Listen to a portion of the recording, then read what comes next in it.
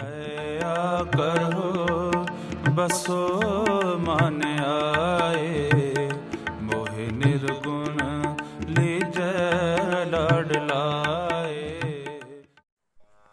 गुरु रूप गुरु सवारी साध संगत जी सनीमर फतेह प्रवान करनी। वाहिगुरु जी का खालसा वाहिगुरु जी की फतेह। कल वाला प्रसंग शाहूकार दे पुत्र दा अलंकार अज मुड़ फिर शुरू करिए। पंजवें, जो किहा सी थम शाह तो माया लै लवी, इस गल नूं ना समझदे होए ने ਜਿਹੜੇ ਆਪਣੇ ਆਪ ਨੂੰ ਹੀ ਸਣ ਟੋਪੀ ਸਣ ਕੱਪੜੀ ਜੁੱਤੇ ਸਣੇ ਖੁਦਾ ਮੰਨੀ ਬੈਠੇ ਹਨ। ਕਹਿੰਦੇ ਹਨ ਮੈਂ ਹੀ ਪ੍ਰਤੱਖ ਰੱਬ ਹਾਂ। ਮੇਰੋ ਹੀ ਧਿਆਨ ਧਰੋ ਨਿਸਬਾਸਰ, ਭੂਲ ਕੈ ਔਰ ਕੋ ਨਾਮ ਨਾ ਲੀਜੈ। ਦੀਨੇ ਕੋ ਨਾਮ ਸੁਨੇ ਭਜਰਾਤ ਹੈ, ਲੀਨੇ ਬਿਨਾ ਨਹਿ ਨੈਕ ਪ੍ਰਸੀਜੈ। ਦਸਮ, ਐਸੇ ਮਨੁੱਖਾਂ ਨੂੰ ਹੀ ਖੁਦਾ ਸਮਝ ਕੇ ਮੰਨਣਾ ਸ਼ੁਰੂ ਕਰ ਦਿੱਤਾ, ਜਿਨ੍ਹਾਂ ਬਾਰੇ ਦਾਦੂ ਜੀ ਨੇ ਵੀ ਕਿਹਾ ਹੈ। ਦਾਦੂ ਦੁਨੀਆ ਬਾਵਰੀ, ਕਹੈ ਚਾਮ ਕੋ ਰਾਮ। ਪੂਛ ਮਰੋੜੈ ਬੈਲ ਕੀ, ਕਾਢੈ ਆਪਣਾ ਕਾਮ।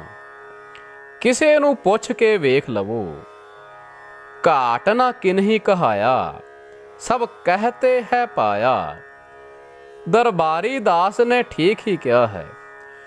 कालजुग सिख ना दिसै कोई, सब कोई गुरु सधावैं।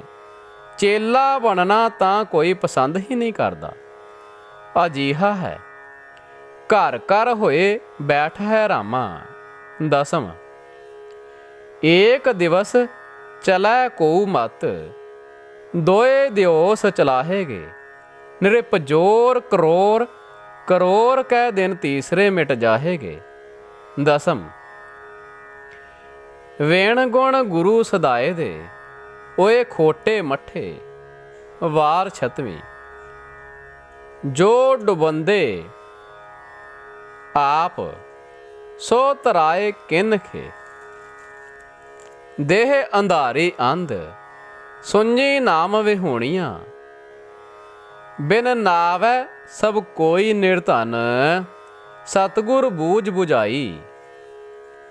इस दा कारण अगियान है, जिस करके भरम विच पै के वाहिगुरू दी आग्या तो उल्ट चल पिया तां जीव दुखी है।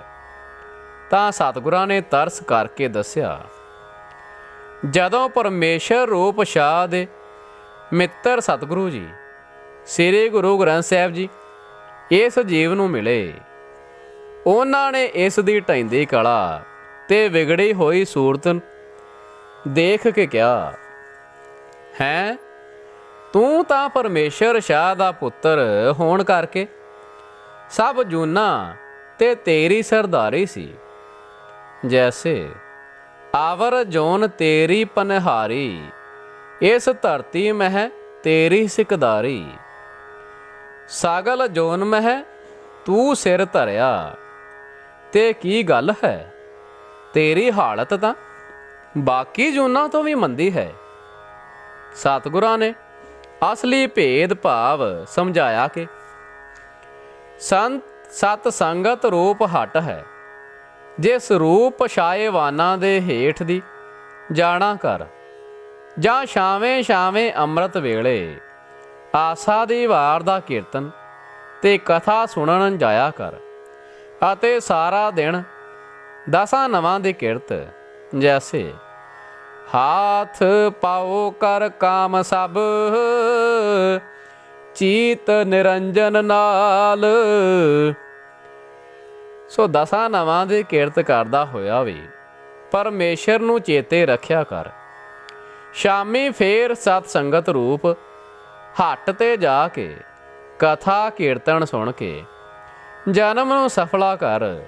ਜੈਸੇ ਸੁਣ ਹਰ ਕਥਾ ਉਤਾਰੀ ਮੈਲ, ਮਹਾ ਪੁਨੀਤ ਭਏ ਸੁਖ ਸੈਲ। ਨਾਨਕ ਕਹੈ ਸੁਨ ਰੇ ਮਨਾ ਹਰ ਕੀਰਤਨ ਹੋਏ ਉਧਾਰ। ਆਪ ਤਰਹਿ ਸੰਗੀ ਤਰਾਹੇ ਸਭ ਕੁਟੰਬ ਤਰਾਵੈ।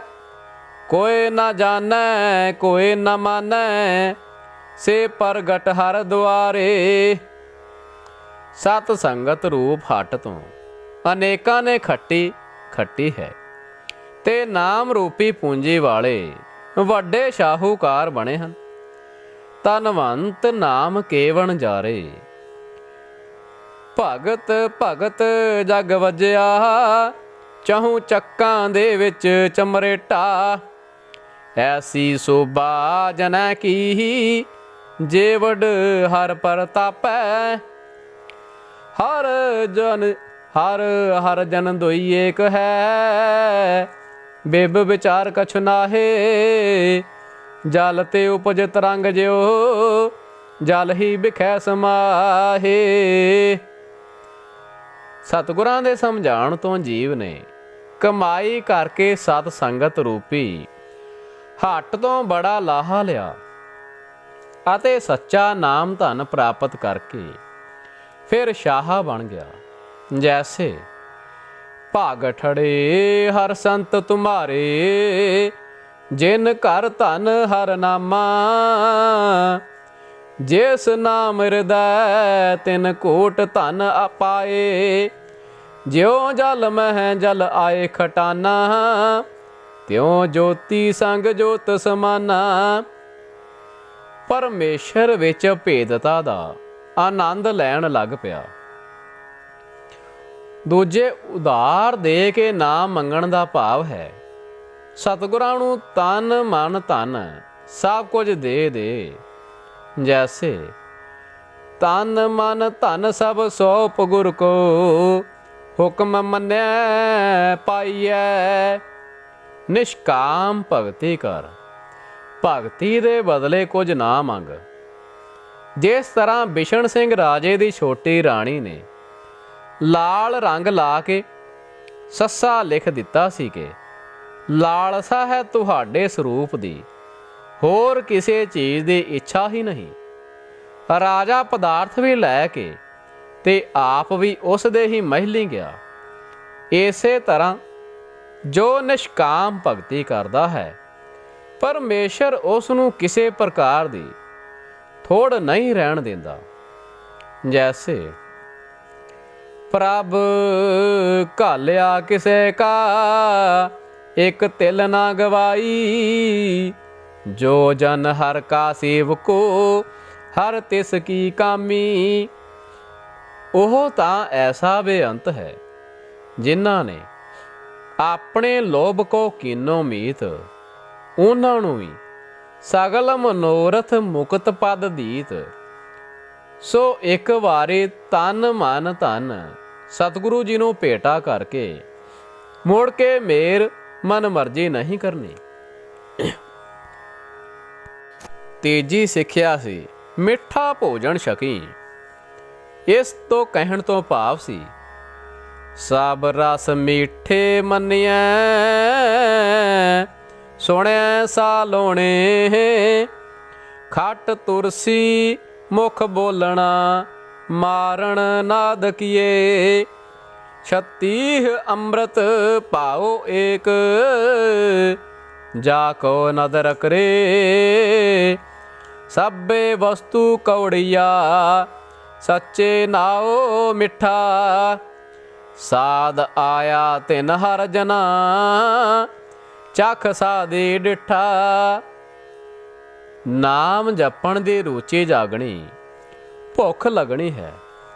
ਸਾਚੇ ਨਾਮ ਕੀ ਲਾਗੈ ਭੂਖ। ਅਖੰਡ ਕੀਰਤਨ ਤਿਨ ਭੋਜਨ ਚੂਰਾ ਛਕਣਾ ਕਰੇ। ਨਾਮ ਜਪਣ ਤੋਂ ਅਰੁਚੀ ਹੋਣੀ ਬਦ ਹਜਮੀ ਅਜੀਰਨ ਰੋਗ ਦੀ ਨਿਆਈ ਹੈ। ਦਿਨ ਰਾਤੀ ਆਰਾਧ ਹੋ ਪਿਆਰੋ ਨਿਮਖ ਨਾ ਕੀਜੈ ਢੀਲਾ। ਨਾਮ ਰੂਪੀ ਭੋਜਨ ਰਾਜ ਰਾਜ ਭੋਜਨ ਖਾਵੋ ਮੇਰੇ ਭਾਈ। ਫਿਰ ਇਕੱਲਿਆਂ ਨੁੱਕਰ ਵਿੱਚ ਬੈਠ ਕੇ ਚੋਰੀ ਨਾ ਖਾਵੋ। ਸਾਧ ਸੰਗਤ ਬਿਨ ਭਾਉ ਨਹੀਂ ਉਪਜੈ, ਭਾਵ ਬਿਨ ਭਗਤ ਨਹੀਂ ਹੋਏ ਤੇਰੀ। ਸਾਧ ਸੰਗਤ ਬਿਨ ਤਰਿਓ ਨਾ ਕੋਏ। ਸੋ ਸਾਧ ਸੰਗਤ ਵਿੱਚ ਬੈਠ ਕੇ ਆਪ ਜਪੋ, ਅਵਰਾ ਨਾਮ ਜਪਾਓ। ਸਤ ਸੰਗਤ ਵਿੱਚ ਮਿਲ ਕੇ ਜਪਣ ਨਾਲ ਜਾਂ ਨਾਮ ਰੂਪੀ ਭੋਜਨ ਸੰਗਤ ਵਿੱਚ ਵੰਡ ਕੇ ਛਕਣ ਨਾਲ ਇਹ ਮੁੱਕਦਾ ਨਹੀਂ। ਖਾਵਹਿ ਖਰਚ ਹੈ ਰਲ ਮਿਲ ਭਾਈ, ਤੋਟ ਨ ਆਵੈ ਵਧ ਦੋ ਜਾਈ। ਧਰਮ ਦੀ ਕਿਰਤ ਕਰਕੇ ਆਪ ਛਕ ਕੇ ਤੇ ਦੂਸਰਿਆਂ ਨੂੰ ਛਕਾ ਕੇ ਆਪ ਮੁਕਤ ਕਰੈ ਸੰਸਾਰ ਦੀ ਪਦਵੀ ਨੂੰ ਪ੍ਰਾਪਤ ਕਰਨਾ ਕਰ ਹੈ ਜੀਵ। ਭਗਤ ਫਰੀਦ ਜੀ ਨੇ ਵੀ ਨਾਮ ਦੇ ਮਿਠਾਸ ਬਾਰੇ ਕਿਹਾ ਹੈ। ਫਰੀਦਾ ਸ਼ੱਕਰ ਖੰਡ ਨਿਵਾਤ ਗੁੜ, ਮਾਖਿਓ ਮਾਂਜਾ ਦੁੱਧ। ਸਭੇ ਵਸਤੂ ਮਿੱਠੀਆਂ ਰੱਬ ਨਾ ਪੁੱਜਣ ਤੁਧ। ਚੌਥੇ ਸਵਾ ਪਹਿਰ ਦਿਨ ਚੜੇ ਤੋਂ ਮਸੀਤ ਹੇਠੋਂ ਪੁੱਟ ਕੇ ਧਨ ਕੱਢਣ ਦਾ ਭਾਵ ਸੀ ਕਿ ਦੇਹ ਹੈ ਮਸੀਤ।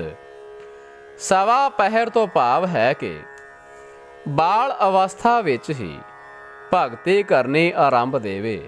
ਜਿਵੇਂ ਕਿ 5 ਬਰਖ ਕੋ ਅਨਾਥ ਧਰੂ ਬਾਰਕ, ਹਰ ਸਿਮਰਤ ਅਮਰ ਅਟਾਰੇ।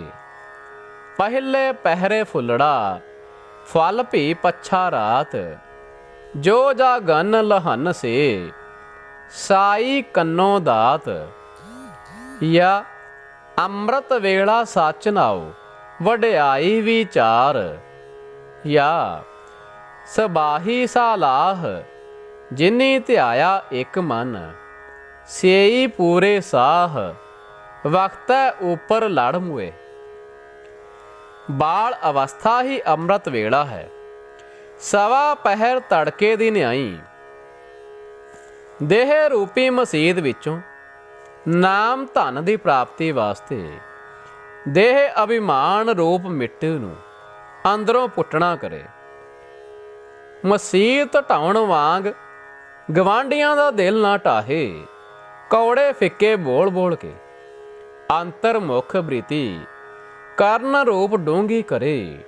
ਇਸ ਤਰ੍ਹਾਂ ਜਦ ਗੁਰਮਤ ਨਗਰੀ ਖੋਜ ਖੋਜਾਈ, ਹਰ ਹਰ ਨਾਮ ਪਦਾਰਥ ਪਾਈ। ਮਨ ਮੰਦਰ ਤਨ ਸਾਜੀ ਬਾਰ, ਇਸ ਹੀ ਮਦੇ ਬਸਤ ਅਪਾਰ।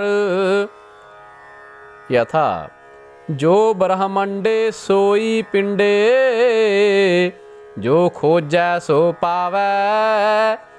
ਦੇਹੀ ਅੰਦਰ ਨਾਮ ਨਿਵਾਸੇ, ਆਪੇ ਕਰਤਾ ਹੈ ਅਬਨਾਸੇ। या नौ निध अमृत प्रभ का नाम, देही मह इसका विश्राम। ਦਾ ਅਮੁੱਲ ਖਜ਼ਾਨਾ ਇਸ ਨੂੰ ਪ੍ਰਾਪਤ ਹੋ ਜਾਵੇਗਾ। ਇਹੋ ਧਨ ਅਖੁੱਟ ਨਾ ਨਿਖੁੱਟੇ ਨਾ ਜਾਏ, ਪੂਰੇ ਸਤਿਗੁਰ ਦਿਆ ਦਿਖਾਏ। ਜੈਸੇ ਨਲਕੇ ਦੇ ਉਤਰੇ ਹੋਏ ਪਾਣੀ ਨੂੰ ਢੱਕਣ ਵਾਸਤੇ ਹੋਰ ਪਾਣੀ ਬਾਹਰੋਂ ਪਾਉਣਾ ਪੈਂਦਾ ਹੈ, ਫਿਰ ਵਿੱਚੋਂ ਅਮੁੱਕ ਪਾਣੀ ਨਿਕਲੀ ਆਉਂਦਾ ਹੈ। ਐਸੇ ਹੀ ਸਤਿਗੁਰਾਂ ਪਾਸੋਂ ਪੰਜਾਂ ਪਿਆਰਿਆਂ ਰਾਹੀਂ ਅੰਮ੍ਰਿਤ ਛਕ ਕੇ ਜੋ ਉਪਦੇਸ਼ ਲੈਣਾ ਹੈ, ਇਹ ਉੱਪਰੋਂ ਪਾਣੀ ਪਾਉਣ ਵੱਤ ਹੈ। ਅਭਿਆਸ ਕਰਨਾ, ਨਲਕਾ ਗੇੜਨਾ ਹੈ। ਫਿਰ ਅਜੱਪਾ ਜਾਪ ਨਾਮ ਰੂਪ ਬੇਅੰਤ ਪਾਣੀ ਅੰਦਰੋਂ ਪ੍ਰਗਟ ਹੋ ਜਾਂਦਾ ਹੈ। ਜੈਸੇ ਅਜੱਪਾ ਜਾਪ ਨ ਵਿਸਰੈ, ਆਦ ਜੁਗਾਦ ਸਮਾਏ। ਗੁਰਮੁਖ ਰੋਮ ਰੋਮ ਹਰ ਧਿਆਵੈ। ਅਖੁੱਟ ਖਜ਼ਾਨਾ ਸਤਿਗੁਰ ਦੀਆ, ਟੋਟ ਨਹੀਂ ਰੇ ਮੂਕੇ। ਹਰ ਧਨ ਨਿਰਭਉ ਸਦਾ ਸਦਾ ਅਸਥਿਰ ਹੈ ਸਾਚਾ। ਇਹੋ ਹਰ ਧਨ ਅਗਣੀ ਤਸਕਰੈ, ਪਾਣੀਐ ਜਮਦੂਤੈ। ਕਿਸੇ ਕਾ ਗਵਾਇਆ ਨਾ ਜਾਈ। ਹਰ ਧਨ ਕੋ ਉਚੱਕਾ, ਨੇੜ ਨਾ ਆਵਈ। ਜਮ ਜਾ ਗਾਤੇ ਡੰਡ ਨਾ ਲਗਾਈ। ਇਸ ਹਰ ਧਨ ਕਾ ਸਾਹੋ, ਹਰ ਆਪ ਹੈ ਸੰਤੋ। ਜਿਸ ਨੂੰ ਦੇ ਸੋ ਹਰ ਤਨ ਲੱਦ ਚਲਾਈ। ਸੋ ਨਾਮ ਧਨ ਨੂੰ ਦੇਹ ਰੂਪੀ ਮਸੀਤ ਵਾ ਹਿਰਦੇ ਰੂਪੀ ਵਿਹੜੇ ਵਿੱਚੋਂ ਪ੍ਰਗਟ ਕਰਨਾ ਹੈ। ਪੰਜਵੇਂ ਸਿੱਖਿਆ ਸੀ, ਥੰਮਣ ਛਾਂ ਤੋਂ ਧਨ ਪ੍ਰਾਪਤ ਕਰਨ ਦਾ ਭਾਵ ਸੀ। ਜਿਸ ਤਰ੍ਹਾਂ ਥੰਮ ਮਕਾਨ ਦਾ ਆਸਰਾ ਹੁੰਦਾ ਹੈ, ਐਸੇ ਹੀ ਇਹੋ ਜਗ ਸੱਚਾ ਕੀ ਹੈ ਕੋਠੜੀ। ਸੱਚੇ ਘਾਹ ਵਿੱਚ ਵਾਸ। ਥੰਮ ਦੀ ਤਰ੍ਹਾਂ ਵਾਹਿਗੁਰੂ ਦਾ ਆਸਰਾ ਹੈ। ਜਿਸ ਵਸਤੂ ਦੀ ਵੀ ਲੋੜ ਹੈ, ਉਸ ਪਰਮੇਸ਼ਰ ਤੋਂ ਮੰਗੋ ਰਾਮ ਤੇ ਸਭ ਥੋਕ। ਮਾਨੁਖ ਕੋ ਜਾਚਤ ਸ਼ਰਮ ਪਾਈਐ, ਪ੍ਰਭ ਕੈ ਸਿਮਰਨ ਮੋਖ। ਜਿਵੇਂ ਜ਼ਿਮੀਂਦਾਰਾਂ ਨੇ ਰਾਜੇ ਨੂੰ ਦੁਆ ਅਰਦਾਸ ਕਰਕੇ ਮੰਗਦਾ ਵੇਖ ਕੇ ਕਿਹਾ ਸੀ ਕਿ ਮੰਗਤੇ ਤੋਂ ਕੀ ਮੰਗਣਾ ਹੈ, ਉਸ ਦਾਤੇ ਤੋਂ ਹੀ ਆਪਾਂ ਮੰਗਾਂਗੇ। ਜੈਸੇ ਮਾਨੁਖ ਕੀ ਟੇਕ, ਬ੍ਰਿਥੀ ਸਭ ਜਾਨ। ਦੇਵਨ ਕੋ ਏਕੈ ਭਗਵਾਨ। ਜਿਸ ਕੈ ਦੀਐ ਰਹੈ ਅਗਾਏ, ਬਹੁਰ ਨ ਤ੍ਰਿਸ਼ਨਾ ਲਾਗੈ ਆਏ। ਮੰਗੋ ਰਾਮ ਤੇ ਇਕ ਦਾਨ, ਸਗਲ ਮਨੋਰਥ ਪੂਰਨ ਹੋਵਹਿ। ਸਿਮਰੋ ਤੁਮਰਾ ਨਾਮ। ਮੰਗਣਾ ਤਾਂ ਸੱਚ ਇੱਕ, ਜਿਸ ਤੁਸ ਦੇਵੈ ਆਪ। ਮਾਗਨ ਮਾਗਤ ਏਕ ਹੈ ਮਾਗ, ਨਾਨਕ ਜਾਤੇ ਪਰ ਹੈ ਪਰਾਗ। ਗੁਰਾਂ ਦੇ ਭੇਦ ਸਮਝਾਉਣ ਤੋਂ ਮੁੜ ਕੇ ਫੇਰ ਇਹ ਜੀਵ ਮਾਲਾ ਮਾਲ ਹੋ ਕੇ ਸ਼ਾਹ ਬਣ ਗਿਆ। ਧਨਵੰਤ ਨਾਮ ਕੇ ਵਣਜਾਰੇ, ਬਣ ਕੇ ਸਭ ਗਰੀਬੀ ਚੁੱਕ ਲਈ। ਜੋ ਨਾਮਹੀਣ ਗਏ ਮੂੜ ਨੰਗਾ, ਕਰਕੇ ਧੁਖ ਹੀ ਲੱਗੀ ਹੋਈ ਸੀ ਗਰੀਬੀ ਦੀ, ਉਹ ਚੁੱਕੀ ਗਈ। ਗੁਰ ਕਿਰਪਾ ਜਿਹ ਨਰ ਕੋ ਕੀਨੀ, ਤੇਹ ਇਹ ਜੁਗਤ ਪਛਾਨੀ। ਨਾਨਕ ਲੀਨ ਪਇਓ ਗੋਬਿੰਦ ਸਿਓ, ਜਿਉ ਪਾਨੀ ਸੰਗ ਪਾਨੀ। ਅਨੁਸਾਰ ਆ ਭੇਦ ਹੋ ਗਏ। ਸੰਖੇਪ ਰੂਪ ਪਰਮੇਸ਼ਰ ਸ਼ਾਹ ਹੈ, ਜੀਵ ਉਸ ਦਾ ਪੁੱਤਰ ਹੈ। ਉਸ ਦੇ ਅਸਲੀ ਨਾਮ ਧਨ ਨੂੰ ਪ੍ਰਾਪਤ ਕਰਕੇ ਸ਼ਾਹ ਬਣਨ ਦੀ ਸਿੱਖਿਆ ਦਿੱਤੀ। ਪਰ ਇਹ ਅਸਲੀ ਭਾਵ ਨੂੰ ਨਾ ਸਮਝਦਾ ਹੋਇਆ ਸ਼ੁਭ ਗੁਣਾਂ ਦੀ ਪੂੰਜੀ ਗਵਾ ਕੇ ਕੰਗਾਲ ਹੋ ਗਿਆ। ਪਹਿਲੇ ਇਸ ਨੇ ਭੂਤਾਂ ਪ੍ਰੇਤਾਂ ਦੀ ਉਪਾਸਨਾ ਕਰਨ ਵਾਲੇ ਲੋਕਾਂ ਦੀ ਕੁਸੰਗਤ ਰੂਪ ਹੱਟ ਤੇ ਜਾਣ ਵਾਸਤੇ ਵਾਸ਼ਨਾ ਰੂਪੀ ਚਾਨਣੀਆਂ ਨੂੰ ਆਸਾ ਰੂਪ ਡੋਰਾਂ ਨਾਲ ਕੱਸ ਕੇ ਛਾਂ ਦਾ ਪ੍ਰਬੰਧ ਕੀਤਾ। ਇਸ ਦਾ ਖਿਆਲ ਸੀ ਉੱਥੋਂ ਸਿੱਖੇ ਹੋਏ ਮੰਤਰਾਂ ਨਾਲ ਭੂਤਾਂ ਨੂੰ ਵਸ ਕਰਕੇ ਮੈਂ ਦੂਜਿਆਂ ਦੀ ਮਾਇਆ ਆਪਣੇ ਪਾਸ ਮੰਗਾਇਆ ਕਰਾਂਗਾ। ਜਿਸ ਤਰ੍ਹਾਂ ਕਿਸੇ ਦੀ ਵਸ ਕੀਤੀ ਹੋਈ ਯਖਣੀ 5 ਰੁਪਏ ਹਰ ਰੋਜ਼ ਉਸ ਨੂੰ ਲਿਆ ਕੇ ਦਿੰਦੀ ਸੀ, ਇਸ ਤਰ੍ਹਾਂ ਜੀਵ ਨੇ ਛਾਇਆ ਛੂਛੀ ਜਗਤ ਭੁਲਾਨਾ ਦਾ ਅਸਫਲ ਆਸਰਾ ਲੈਣਾ ਕੀਤਾ। ਦੂਜੇ ਵਿਸ਼ਿਆਂ ਦੇ ਭੋਗਾਂ ਨੂੰ ਮਿੱਠੇ ਭੋਜਨ ਜਾਣ ਕੇ ਆਸਾ ਰੂਪ ਭੁੱਖ ਲੱਗਣ ਤੋਂ ਇਹਨਾਂ ਦੇ ਭੋਗਣ ਵਿੱਚ ਐਸਾ ਲੱਗਾ, ਮਨਮੁਖ ਭੂਲੇ ਬਿਖ ਲੱਗੇ, ਅਹਲਾ ਜਨਮ ਗਵਾਇਆ।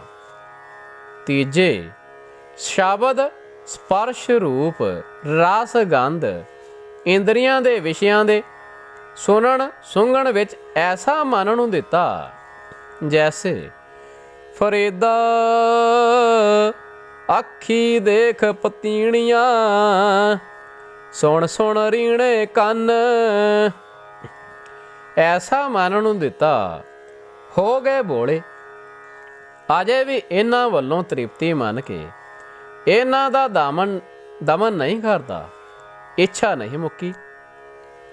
ਹੁਣ ਚੌਥੇ ਦੇਹ ਰੂਪ ਮਸੀਤ ਨੂੰ ਭਾਵ ਸਾਬਤ ਸੂਰਤ ਵਿਗਾੜਨ ਰੂਪ ਉੱਠਦਾ ਹੈ। ਕਿਸੇ ਨੇ ਸ਼ਰਾਵਨ ਫਾਰ ਮੁਦਰਾ ਦਵੈ ਡਾਰੀ, ਕਿਸੇ ਲਿੰਗ ਬਿਨਾ ਕੀਨੇ ਸਭ ਰਾਜਾ, ਕਿਸੇ ਹਾਥੀ ਸਿਰ ਖੋਹਾਇਨ ਭੱਦ ਕਰਾਇਆ।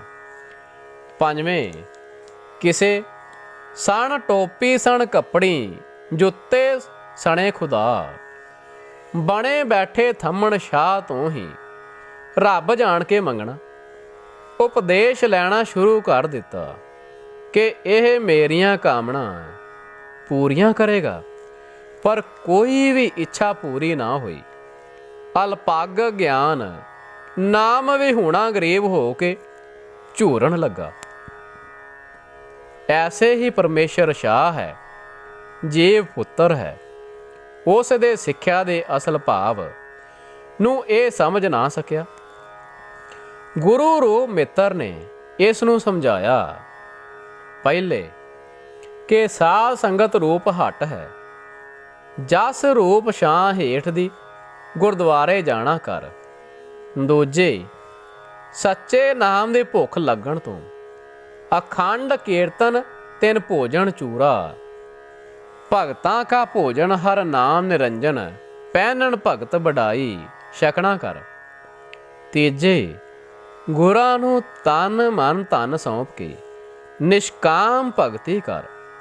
ਚੌਥੇ ਦੇਹ ਮਸੀਤ ਹੈ, ਬਾਲ ਅਵਸਥਾ ਵਿੱਚ ਅੰਤਰਮੁਖ ਬ੍ਰਿਤੀ ਕਰਕੇ ਭਜਨ ਕਰ, ਸਭ ਕੁਝ ਪ੍ਰਾਪਤ ਹੋ ਜਾਵੇਗਾ ਧਰੂਵ ਦੀ ਤਰ੍ਹਾਂ।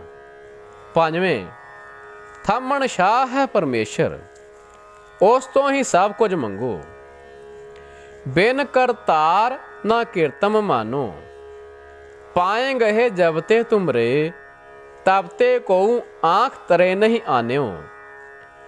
ਬਿਸ਼ਨ ਸਿੰਘ ਰਾਜੇ ਦੀ ਰਾਣੀ ਦੀ ਤਰ੍ਹਾਂ ਉਸ ਦੇ ਸਰੂਪ ਨੂੰ ਮਨ ਵਿੱਚ ਵਸਾਓ ਅਤੇ ਉਸ ਤੇ ਹੀ ਨਿਸ਼ਚਾ ਰੱਖੋ। ਮੰਗਣ ਦੀ ਵੀ ਲੋੜ ਨਹੀਂ ਰਹੇਗੀ, ਆਪੇ ਸਭ ਕੁਝ ਦੇਵੇਗਾ। ਜੈਸੇ ਵੇਣ ਬੋਲਿਆ ਸਭ ਕਿਛ ਜਾਣਦਾ, ਕਿਸ ਆਗੈ ਕੀਚੈ ਅਰਦਾਸ, ਜਾ ਕੇ ਘਰ ਸਭ ਕਿਛ ਹੈ ਭਾਈ, ਨੌ ਨਿਧ ਭਰੇ ਭੰਡਾਰ, ਤਿਸ ਕੀ ਕੀਮਤ ਨਾ ਪਵੈ ਭਾਈ, ਉੱਚਾ ਅਗਮ ਪਾਰ। ਵਿਣ ਤਦ ਹੋਰ ਜੇ ਮੰਗਣਾ, ਸਿਰ ਦੁੱਖਾ ਕੈ ਦੁੱਖ, ਦੇਹ ਨਾਮ ਸੰਤੋਖੀਆ, ਉਤਰੈ ਮਨ ਕੀ ਭੁੱਖ। ਮਾਗਨ ਨੀਕਾ ਹਰ ਜਸ ਗੁਰ ਤੇ ਮਾਗਨਾ। ਇਸੇ ਤਰ੍ਹਾਂ ਨਾਮ ਨੂੰ ਪਾ ਕੇ ਜੀਵ ਸ਼ਾਹ ਬਣ ਜਾਂਦਾ ਹੈ। ਸੋ ਗੁਰੂ ਰੂਪ ਗੁਰੂ ਪਿਆਰੀ ਸਾਧ ਸੰਗਤ ਜੀ, ਇਹ ਤੇ ਸੀ ਸ਼ਾਹੂਕਾਰ ਦੇ ਪੁੱਤਰ ਦਾ ਅਲੰਕਾਰ, ਜੋ ਅੱਜ ਇੱਥੇ ਹੀ ਖਤਮ ਹੋਇਆ ਹੈ। ਅੱਜ ਲਈ ਇੰਨਾ ਹੀ। ਕੱਲ ਦਾ ਪ੍ਰਸੰਗ ਆਵੇਗਾ ਨਿਸ਼ਾਨ ਸਾਹਿਬ ਦਾ ਅਲੰਕਾਰ। ਦਿਓ ਆਗਿਆ। ਵਾਹਿਗੁਰੂ ਜੀ ਕਾ ਖਾਲਸਾ, ਵਾਹਿਗੁਰੂ ਜੀ ਕੀ ਫਤਿਹ। ਦਇਆ ਕਰੋ ਬਸੋ ਮਨ ਆਏ।